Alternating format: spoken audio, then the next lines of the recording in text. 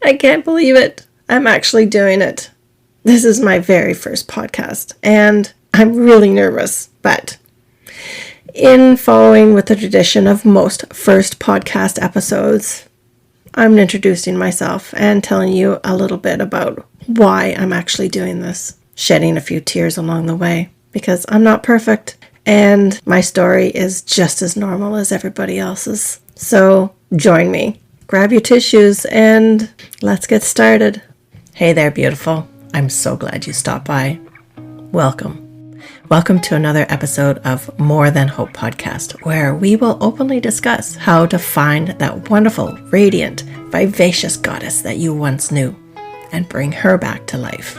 I'm Wendy, holistic nutritional consultant, and I know we're going to be best friends because I know that it takes more than just hope and the occasional carrot to reach your heart's desire. And I want to help by offering you real solutions because after all, you're a real woman dealing with real issues in the real world. Let's face it, life can be tough sometimes. Heck, our own inner voice can be our own worst enemy, and it's hard to get out of our heads and see the reality of life. But when we have someone to turn to, someone to lean on, someone who has our backs and gets us, life can be a little easier. We smile more, we laugh more, we appreciate life more. I'm here to tell you that I am that someone. I'm on your side, and truth be known, I love you. So grab your carrot and let's get started. Hey, welcome to the very first episode of the More Than Hope and Maybe a Carrot podcast. I'm pretty excited about this, although it's not really something that I was excited about in the past. It is something that's new to me. My really good friend and business buddy, Dana Irvine, who you're going to hear quite a bit on this podcast, kind of convinced me that this is something that I needed to do. It was kind of like the evolutionary twist that needed to come into my business. So here I am, offering you guys an opportunity to get personal, close and personal with what I do, who I am, and all the wonderful things that I can offer you. So to begin, to be honest, I really don't know where to begin. I have taken in and looked at many different podcasts trying to figure out what was the best way to do this for you guys. And more times than not, people start off with their own story. Get to know me kind of situation. So I thought that I guess you guys need to get to know me, or at least give you the opportunity to get to know me. To start though, I'm a bit of an introvert, so I don't really like talking about myself, especially to the world in large. I mean, give me a glass of wine and I'll sit down with my friends and I won't shut up, and they'll be like, Wendy, really, come on. Can you just stop talking about yourself? And here I am kind of struggling with talking about myself to you guys. I thought about reading my bio to you, but that was just a little bit too dry and clinical, I thought. So I thought, what am I going to talk about? I'm still kind of struggling with that. So I'm going to have to see where this ends up when I finish. I guess really, because this is a health and holistic kind of podcast, I guess I can just basically tell you why I do what I do. To start at the beginning, I went into nursing when I was 17. That's when I graduated high school, and I just went in the next year. It wasn't really something that I can say that I longed to do or was anticipating or hoping to get into my whole life. It was just something that when you finished high school that you had to pick something to go into, and that's what I picked because my mom was a nurse. But as it turned out, it was more of a calling than I really first thought it would be. And I spent the next 30 years doing that specifically, nursing. I did geriatric nursing, so I did a lot of time in the nursing home situation, got a lot of experience there. I did about 15 or so years in the community doing palliative care nursing, oncology nursing, but I did, like I said, a lot of palliative care and oncology and chronic care for children as well too. So did a lot of time in the school system, going into this, hanging out with the kids in the schools, and then finished my career off a few years back in the nursing home again. So I had, come full circle with the whole situation. But when I actually retired after 30 years of nursing, it wasn't really something that was a good ending for me. About 10 years prior to that, or maybe even 15 years prior to that, I had really started diving into this whole nutrition thing, this whole holistic health situation, and really, it fascinated me. It spoke to my soul. It spoke to who and what I was, and understanding that there was a real need for it in the community. I mean, more times than not, we see and have experienced and understand that the disease process can be prevented for the most part. Now, I am no way ditching modern medical miracles, because conventional medicine is far and beyond anything that humans have ever experienced, and it is a miraculous thing. But there are situations and times when there's a different approach should be taken, and my guts always kind of told me that, especially when I worked in the nursing home situation, where I saw, and it completely broke my heart, that 95% of the ailments that were coming into the nursing home were and could have been prevented, with just some simple lifestyle changes early on. So when I was really starting to get into this whole holistic stuff, I made the shift for myself and my family to begin with. First of all, my daughter, when she was 13 and she was an athlete, decided to become a vegan overnight. And for whatever reason, I think it was because she was hanging out with some really incredible people, and they influenced her quite nicely towards this. But as any good, very overprotective mother would be, because she was an athlete as well, I just dove into the books. I dove into everything that I could find to make sure that she stayed healthy.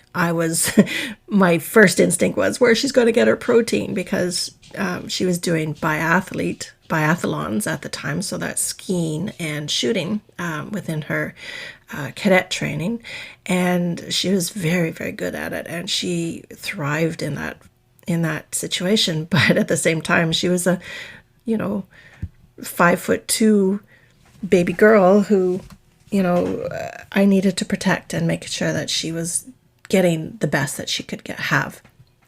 So anyways, this was before the internet.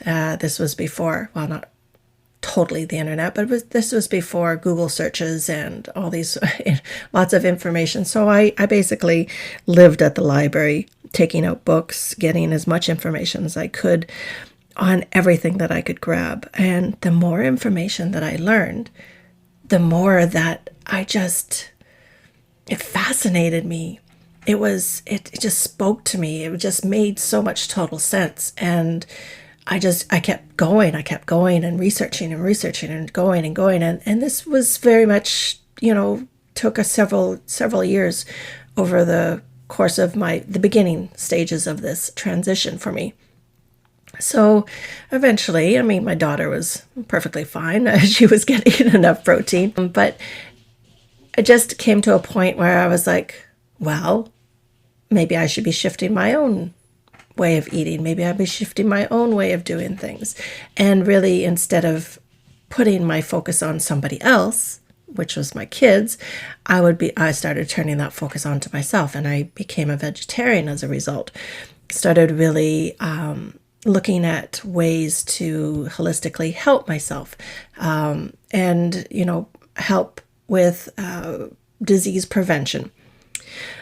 This kind of stayed that way for a while, and, I still continued my research until I came to a point where I said, I might as well do this, get an official certificate, because I've been doing so much research already. I might as well just continue. So I went ahead and got certified as a registered nutritional consultant. But that still wasn't enough. I didn't go into it to start a business. I didn't go into it with, high hopes of becoming a podcaster eventually in 2020. I didn't go into it thinking that this is where I'm going to make my millions and whatever, but it just felt right. It always just felt like something I needed to do. So fast forward to quite a few years later, because I had gotten quite a few different certificates as a result of all my research.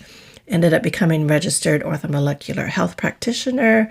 I studied in live blood analysis because that's my scientific brain, and really focusing in on how to offer these services to people. But it was still only kind of on a part-time basis.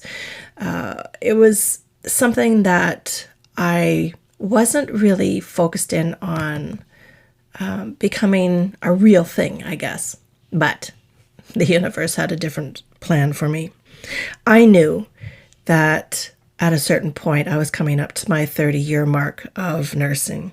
And in the back of my head, I always kind of thought that it would be kind of cool to say I was retiring at that point. But I never really made any kind of rash decisions. I never made any kind of concrete plans.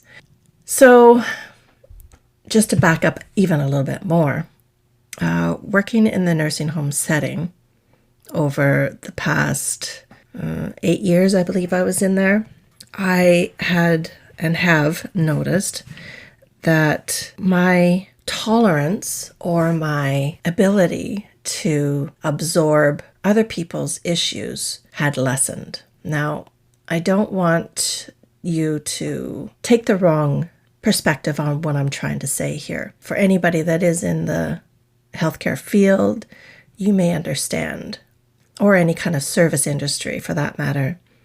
Sometimes people can be not the kindest, especially if they feel that they have been wronged, or they're feeling guilty, or they're feeling something along that lines.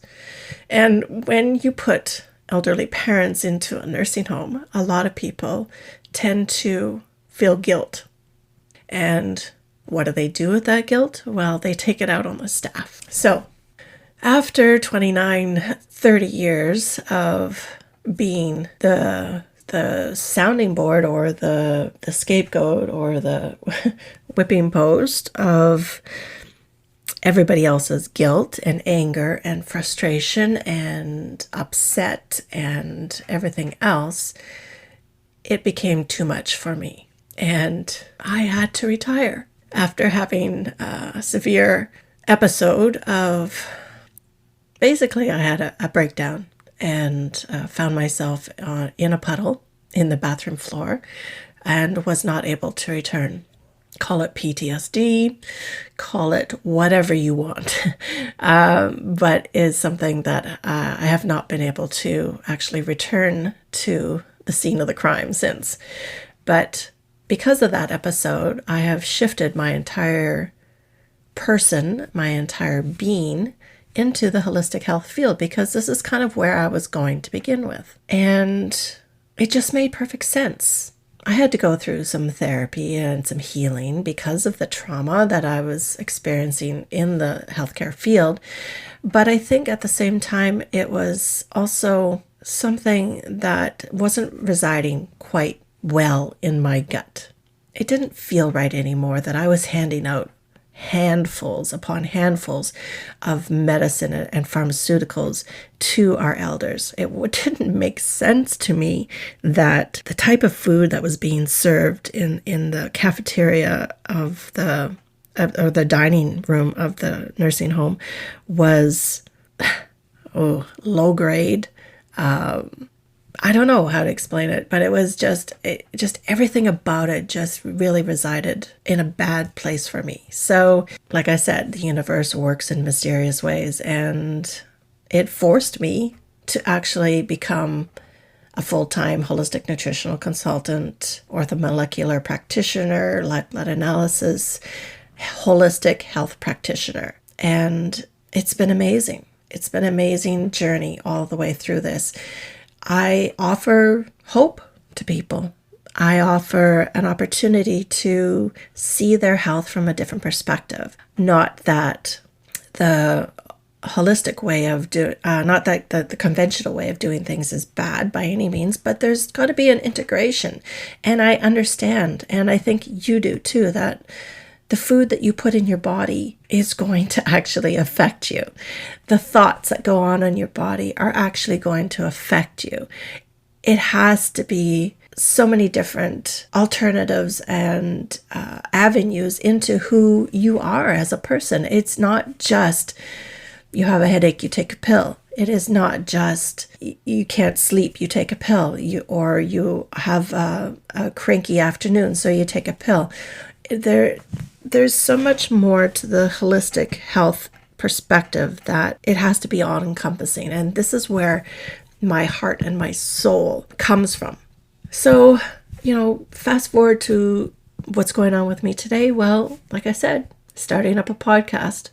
I offer hope, and I work really closely with people, especially women, who are really kind of frustrated and tired of their current health conditions. And I give them an alternative. What does that alternative usually start with? Well, weight, usually.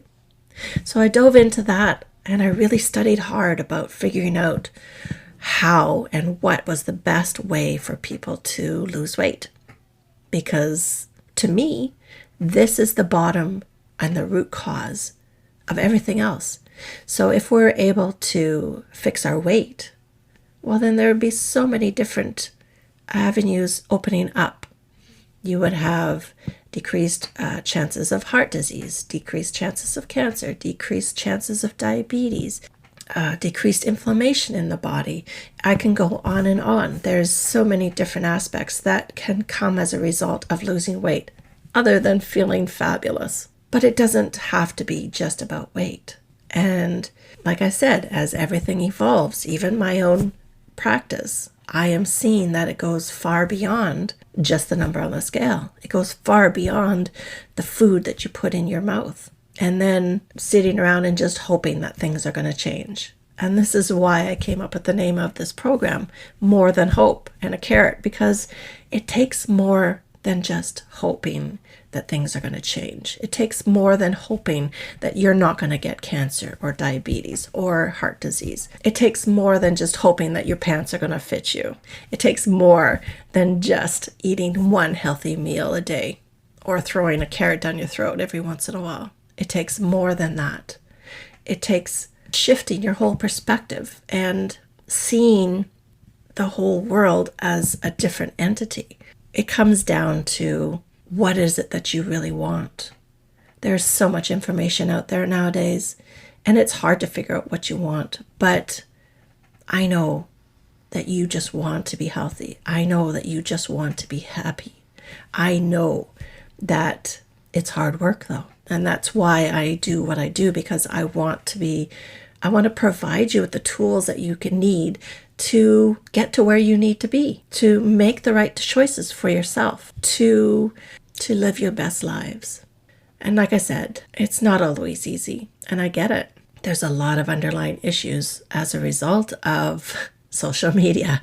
There's a lot of underlying issues as a result of how we grow up, where we grow up, how our body came into this world. We can carry stuff over from our parents, our genetic makeup. These are all things that make up who you are. It's not just going on a keto diet. It's not just taking a supplement. It's not just going to bed early at night. It has to be the whole thing. And that's why I love doing what I'm doing, because I give people the opportunity to see the big picture, but also bringing it very specifically down to the minute individual. It's the big picture, but it's also just you, because you're different. You're bioidentically different from every other human being on this planet. Even if you're a twin, you are still different. You have different thoughts. You have different perspectives. You have different history. You have different genes. You have different likes and dislikes. You have everything about you is different. And it's my job to be able to help you figure out what is the best thing for you. Now, throughout this podcast, I have kind of put into place the fact that I'm going to be talking about this and talking about that and a lot of different subjects. But it's your job to actually implement it. It's your job to take the bits and pieces, the nuggets of information, the little gold thoughts, and implement them into your life. And what really works best for you. Start listening to your body, understanding and feeling what is right for you. I didn't do that for myself in the past. Even though I started this journey when my baby was 20, well, she was 13 at the time, and she's almost 30 now. I didn't listen. I didn't listen to the cues and everything else. And it caused me to have a moment, a moment that was, forever imprinted into my psyche that I can't get past. It's there. But if I would have listened to the signs, I wouldn't have gotten to that spot. I would have probably, I don't know what I would have done. I can't say that for sure, but it's a matter about listening and understanding what the world is trying to tell you, what your body's trying to tell you. I mean, for a year before I had that little episode, I had weekly headaches. Weekly. I thought it was blood pressure issues. I thought it was stress. I thought it was this. I thought it was that. And I mean, they came and went. But as soon as I quit and I wasn't able to go back, as soon as I really severed the ties with my nursing career, the headache stopped. Simple as that. That was my body telling me, you've had enough, Wendy. You really, really have had enough. So where does that leave us now? Well, it leaves us with where we are. I have done and been a caregiver my whole life, but I have shifted that now and really put the focus on myself first and understand that as a caregiver, like many of you and most women in general, we tend to take and care for everybody else around us and not ourselves. And this is something that we have to shift and really bring our focus back to ourselves and understand that old adage of putting the oxygen mask on yourself first before you can help others is more than just a cliche or a cool saying to put on Facebook.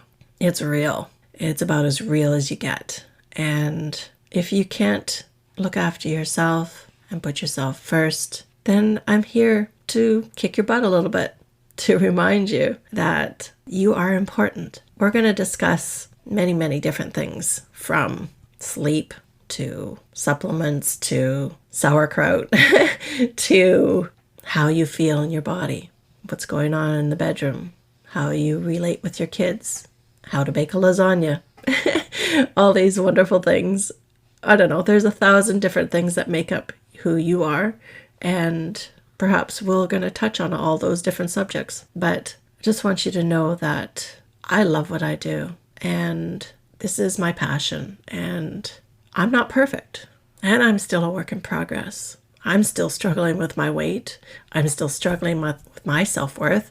I'm still struggling with my cravings. But I think it's just a matter of really focusing in on what's important to you and what's important for your life. Taking responsibility for our own health instead of pushing and projecting it onto somebody else. I can't be responsible for you any more than you can be responsible for me. And I can't blame the healthcare system, social media, my parents, my husband, my kids, although I wish I could sometimes.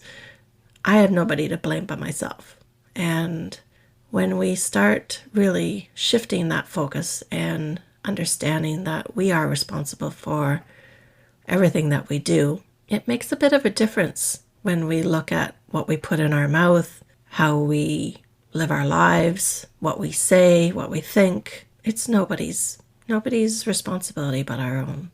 And I think if there's any message out there that I want to purvey to you on this inaugural episode, is that you have to be you. You are responsible for you. And it takes more than hope and the occasional carrot to get to where you need to be. And we're going to dive into that. We're going to explore that. And I'm going to give you as much as you need to be the best that you can. Oh, my beautiful friend, how are you doing? Was that episode helpful, inspiring, empowering for your journey? I'd love to know what you thought. You can head over to iTunes, the More Than Hope podcast, and subscribe and give me a review, because this is going to help me to tailor these episodes to what you need most. Like I said, I'm here to help. In the meantime, you can find me on social media at Nutritional Solutions by Wendy on Instagram and Wendy Humphris Nutritional Solutions on Facebook. The best place to find me is at my website, though, www.whnutritionalsolutions.com. Every month I have a theme where I give away downloadables and other great free stuff. This is happening all the time because that's what I like to do. Also, don't forget to sign up for my newsletter and other great opportunities, because if you like my podcast, you're going to love all the crazy offers I have too. Until then, know that you embody everything that is good in this world. Love yourself deeply, and the world of possibilities will open up to you. I promise. Big love always, Wendy.